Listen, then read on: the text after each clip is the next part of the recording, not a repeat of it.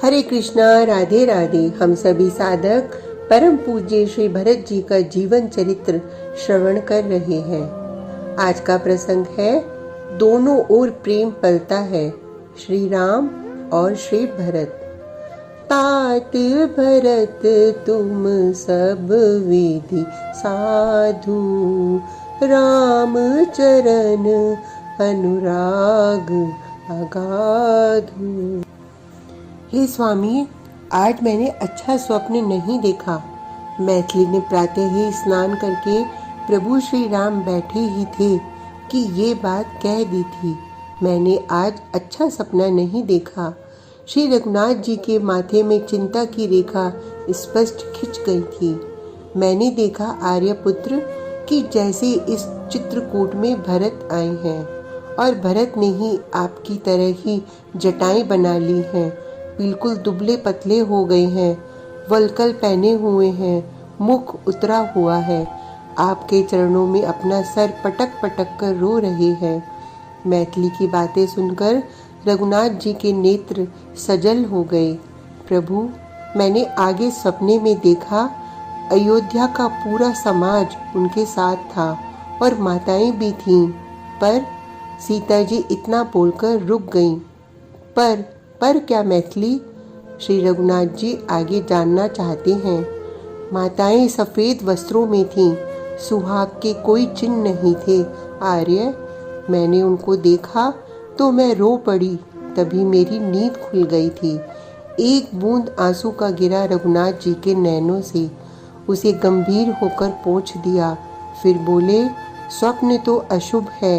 इतना ही बोलकर उठ गए श्री रघुनाथ जी और अपने नित्य के स्थान पर चले गए। एक विशाल वट का वृक्ष है, उसी के नीचे श्री राम विराजते हैं। समीप के ऋषि मुनि भी अपना नित्य कर्म पूरा करके वहीं आ जाते हैं और आध्यात्मिक चर्चा चलती रहती है। चित्रकूट में रहते हुए अभी ज्यादा दिन कहाँ हुए हैं राम जी को, 1 मास ही हुआ होगा। कोल, किरात, भील सब लोग आ गए हैं। कंद, मूल, फल ये लोग ही ले आते हैं। हाँ, शाम के समय विधि नंदिनी को लेकर भ्रमण में निकल जाते हैं श्री राम। सुंदर सुंदर वन है, नाना जाति के फूल खिले हैं, उनको दिखाते हैं, पुष्प तोड़ कर लाते हैं और सीता जी के सुंदर केशों में लगा देते हैं। वहाँ के पहाड़ों से भी परिचित हो गई हैं माता जानकी। और तो और यहाँ के पशुओं और प्यारे प्यारे पक्षियों से दोस्ती कर ली है जानकी जी ने। पक्षियों का नामकरण भी कर दिया है। जब सीता जी नाम लेकर उन पक्षियों को पुकारती हैं तो सामने के वृक्ष में ही आकर वो पक्षी बैठ जाते हैं। फिर तो सीता जी के कंधे में बैठकर वो पक्षी आनंदित होते हैं। पक्षी हैं, समझ थोड़े ही है इनको, ये तो बस प्रेम की भाषा ही तो समझते हैं। जब उस वट वृक्ष के नीचे प्रभु श्री राम बड़े बड़े ऋषियों मुनियों के साथ सत्संग कर रहे होते और वहाँ पर सीता जी बैठी होती, तो वह पक्षी हिरण के सुंदर बालक वहीं चले आते। और तो और हिरण के वह बच्चे तो सीता जी का पल्लू पकड़कर खींचते। तब हंसती हुई श्री राम की ओर सीता जी देखती तो रघुनाथ जी भी हंस देते और सीता को कहते, जाओ, जो मांग रहे हैं इनको दे दो। फिर सीता जी ये बोलते हुए डांटती उन मृग शावकों को और शोर मचा रहे उन पक्षियों को कि अभी तो खिलाया था तुम लोगों को, कितनी जल्दी भूख लग जाती है तुम्हें भी। फिर मीठे मीठे कंद लाकर अपने हाथों से मृग शावक और पक्षियों को देती, स्नेह से उनके सिर में हाथ रखती जगत जननी। मृग के बच्चे अब बहुत बदमाश हो गए हैं। जहाँ भी बैठी हो सीता जी, सीधे उनकी गोद में आकर ही बैठ जाते हैं ये। और जब इन्हें बैठे देखती है गिलहरी, तो वो भी। तोते कहाँ पीछे रहने वाले थे, और खरगोश, उन्हें तो बस जगत जननी की गोद ही प्रिय थी। ये सब देखकर लक्ष्मण हंसते थे। आपकी वात्सल्यमयी गोद किसे नहीं चाहिए माँ। अब दोपहर का समय हो गया है, सीता जी ने भोजन तैयार कर लिया है। प्रभु रसोई तैयार है, लक्ष्मण जी ने जाकर कहा। प्रभु मुस्कुराए, ऋषियों से कहा, आप भी चलें, भोजन तैयार है। नहीं प्रभु, आप भोजन ग्रहण करें, हम फिर आएंगे। प्रणाम करके उठे हैं प्रभु श्री राम। लक्ष्मण उनके पीछे पीछे चले। आज मन उदास है, भोजन में बैठे प्रभु से जब पूछा लक्ष्मण ने, तब श्री राम ने कहा, लक्ष्मण मन उदास है, पता नहीं क्यों भरत की याद आ रही है। नेत्रों से अश्रु बह चले श्री राम के। भरत कैसे रहता होगा ना मेरे बिना। लक्ष्मण, वो मुझे बहुत चाहता है और मैं भी। अपने आंसुओं को पोंछा था श्री राम ने और लक्ष्मण की ओर देखते हुए बोले थे, तुम्हें याद है लखन, बचपन में हम लोग कबड्डी खेलते थे।